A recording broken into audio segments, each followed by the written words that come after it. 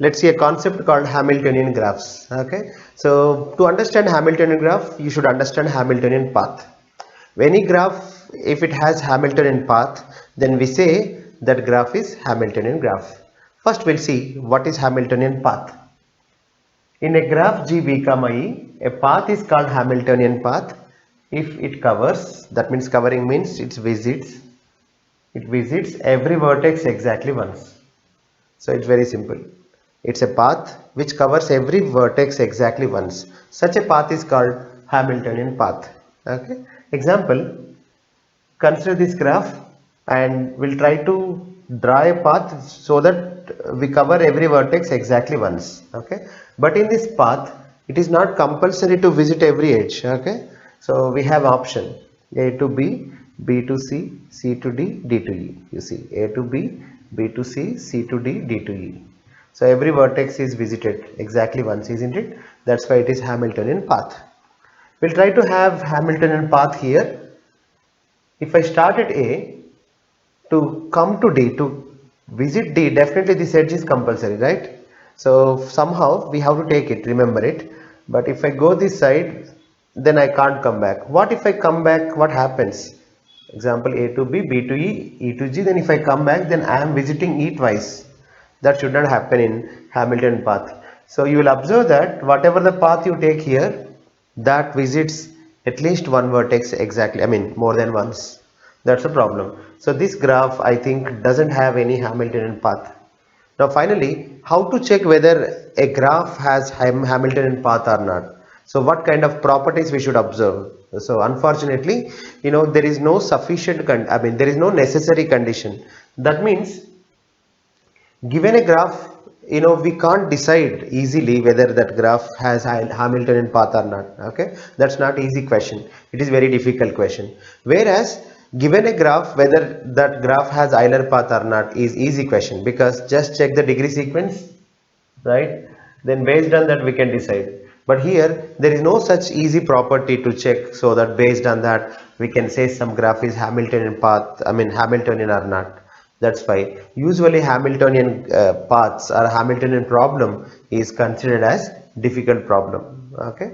So now this is proposed by a mathematician called Hamiltonian. Okay. On behalf of his name, so we are studying this Hamiltonian paths. Okay. Let's consider this graph, and in this graph we can see Hamiltonian path, right? So that is nothing but A to B, B to C, C to D, D to E, E to F, F to G, G to H. Every vertex is visited exactly once. Now, if I go from H to A, probably I am visiting, one vertex twice, but I am forming a closed cycle, like, closed path. To form closed path, definitely we have to visit at least one vertex twice, right? So this is called specially Hamiltonian cycle. Okay. So in Hamiltonian cycle, every vertex should be visited exactly once, but except in the last. In the last, you can repeat it, because we know that to form cycle, so at the ends, vertices should be repeated. So this is called Hamiltonian cycle. In a graph, so if there is a Hamiltonian cycle, still we say that graph is Hamiltonian graph, of course. Okay. Now here also you can see Hamiltonian cycle, at the same time Hamiltonian path. Okay. Sometimes in some graphs Hamiltonian cycle might not exist, but Hamiltonian path may exist. Okay. We have seen one example in the previous picture, right? We'll see this one. Example, you see this one. 1, 2, 3, 4, 5. So if I start at 4, 3, then probably can I have Hamiltonian path here? So if I start at 1, probably I can have it. You see 1 to 2, 3 to 4, 4 to 5.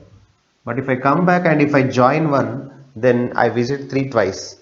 So here there is a Hamiltonian path but not cycle. Okay. So a graph is called Hamiltonian if there is a Hamiltonian path, but cycle is not compulsory. Okay.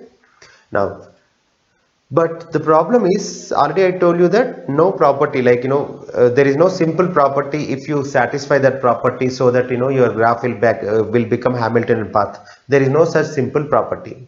So it's an open problem. That means given a graph, whether that graph is Hamiltonian or not is very difficult problem.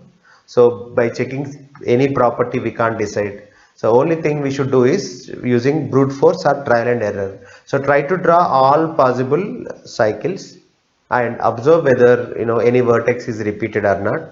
If there is no vertex repeated and it covers every vertex, then that will become Hamiltonian path or cycle, and that graph will become Hamiltonian. So the only way we can decide whether a graph is Hamiltonian or not, by exhaustively listing out all possible paths and checking whether there is a Hamiltonian path or not. There is no other way. Now come to some important theorems. These theorems, Dirac's theorem and Orr's theorem, these theorems helps you to find out whether that graph is Hamiltonian or not. But the problem with these two theorems is, so these two theorems are sufficient conditions, not necessary. That means if you satisfy the condition of Dirac's theorem, definitely that graph will have Hamiltonian cycle. Okay. Similarly, if you satisfy Orr's theorem, then definitely the graph contains Hamiltonian cycle. But so what's the problem with these two? These two are sufficient but not necessary. That means it is not compulsory to satisfy this theorem. Without satisfying the condition in the theorem, still you can form Hamiltonian graphs. Example we'll see. First read the Dirac's theorem. In Dirac's theorem it is given that if G is a simple graph with more than or equal to 3 vertices such that every vertex in G is at least every vertex degree in G is at least n by 2. If you have n vertices, every vertex degree should be n by 2. That means what? Every vertex should be connected to at least n by 2 other vertices. Then such graph definitely will have Hamiltonian cycle. Okay. So but why I said it is sufficient? Because it's not necessary. Let's take this example. In this graph there are 6 vertices, isn't it? 1, 2, 3, 4, 5, 6, 7, 8 vertices. Then every vertex degree 2, isn't it? Now, but Dirac's theorem says that if every vertex degree is at least n by 2, that means here vertices are 8, then 8 by 2, 4. So Dirac's theorem says that if every vertex in a graph every vertex degree is at least 4, definitely there is a Hamiltonian cycle. But here every vertex degree is just 2, not 4, right? That means it is less than 4. Still that graph has Hamiltonian. That's why this condition is not necessary. It's just sufficient. If you satisfy this condition, definitely you definitely will have the Hamiltonian graph. But here I violated the condition. The condition says that at least 8 by 2, 4. But I have only 2, every vertex degree 2. But still there is a Hamiltonian graph. Otherwise there is a still Hamiltonian cycle. That is what I wanted to say. Similarly, Orr's theorem. So the Orr's theorem is like this. If G is a simple graph with n vertices, again n greater than or equal to 3, to have a cycle definitely you should have 3 vertices, such that degree of u plus degree of v greater than or equal to n. That means for every 2 vertices, okay, which are non-adjacent, the sum should be greater than or equal to n. If you satisfy this condition, then definitely there is a that graph has Hamiltonian cycle. This condition says that take every combination of non-adjacent vertices and observe the degree of that example. This is u, this is v. Then calculate degree of u, degree of v. Then add them. If it is always greater than or equal to n, okay, then for every pair of non-adjacent vertices, if it happens, then such graph definitely will have Hamiltonian cycle. Understand? So here be careful. This condition says that for every 2 non-adjacent vertices, it's not compulsory to be they are adjacent. We have to check this condition only for non-adjacent vertices. Take every 2 non-adjacent vertices, their sum of the degrees is greater than or equal to number of vertices. Such graphs definitely will have Hamiltonian cycle. Again, this is sufficient condition. If you violate this condition, what happens? Anything can happen. Still, your graph may have Hamiltonian cycle. That's why these two conditions are little bit, you should use them in very careful way. Okay. So in the exam, if they give a graph and if they ask whether it is Hamiltonian cycle or not, so just apply this condition. Let's say if you apply this condition and condition is satisfied, then definitely that graph will have Hamiltonian cycle.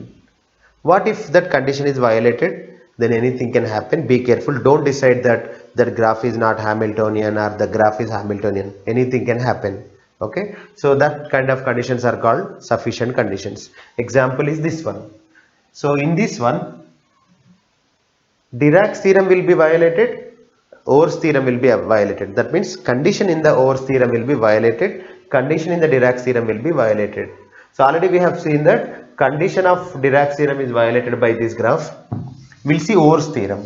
What Ohm's theorem says that every two non-adjacent vertices should have their sum should be greater than or equal to n. Here number of vertices are 8, isn't it?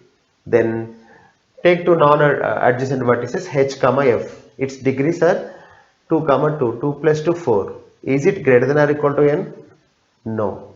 4 is not greater than or equal to 8. Then condition is false. Then Ohm's theorem is cannot say anything. Okay. Ohm's theorem can show the Hamiltonian cycle only if you satisfy this condition.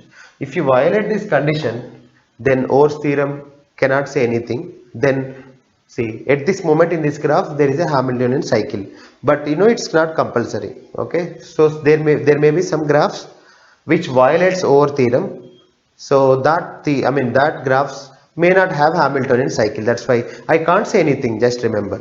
But if the condition is satisfied, definitely you will have Hamiltonian cycle. So I'll try to draw a graph where Ohm's theorem is satisfied, let's say. Okay, let's try to satisfy Ohm's theorem. For that, let's take 6 vertices, 1 2 3 4 5 6.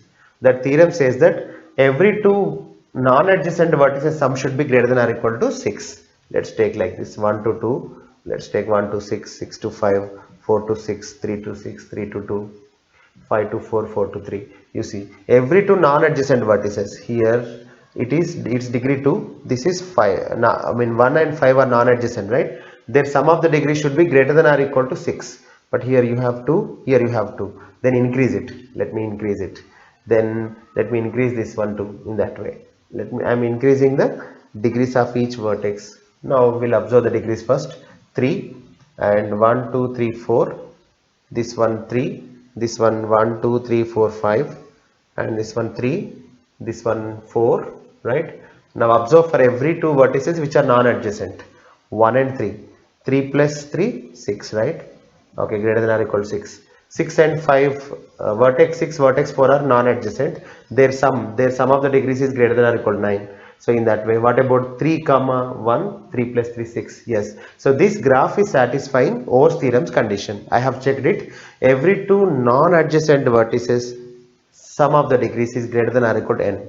In such graph, definitely Hamiltonian cycle must exist. That is what Ohm's theorem says. You can check it. 1 6 3 1 6 3 1 6 5 4 3 2, right? Followed by 1. So you can see the cycle directly here, right? So that is what Ohm's theorem.